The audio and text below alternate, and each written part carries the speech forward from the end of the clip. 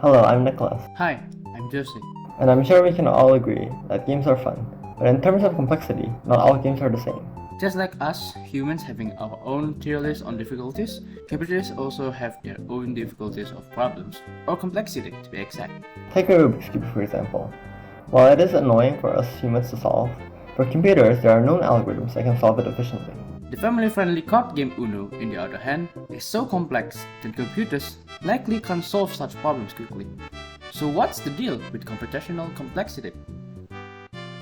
Well, we often want to know how easy or hard some problem is, and oftentimes we can provide a lower bound on what the best we can do is. Then, games are categorized based on the time and memory space needed to solve it. This category is called complexity classes. First of all, there are some problems that are known to be difficult. And say we have a problem A that we know is hard.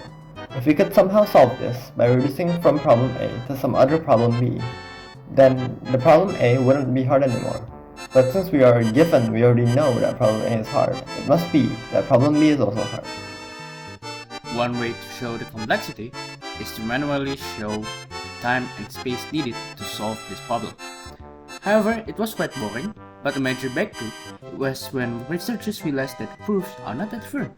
So instead of doing it from scratch, we can simply reduce it from another complexity problem. So in short, if we manage to find a reduction from problem A to an instance of our problem B, then it means that problem B is at least as hard as problem A, although it very well could be harder. Now this is what we do in our paper here. We prove that, for one, Ticket to Ride is hard by one of these reductions. Proving video games is even easier, as we can construct special mechanism to emulate a certain property, which we call gadget. If we are able to connect several gadgets into another complexity problem without breaking the game's rules, we have sufficient proof. The classic Atari game Breakout, where we want to destroy certain blocks without destroying other blocks in a certain number of moves, is also hard. Then there are method theorems, that is, if the gadgets can be generalized even further.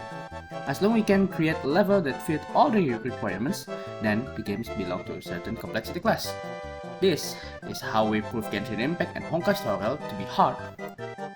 This field is very active and there's a lot of research going on, but by looking at these games, we hope that this provides a fresh and new perspective to looking at these computational problems. So until then, we just need to keep exploring from generalizing problems to finding applications on real life.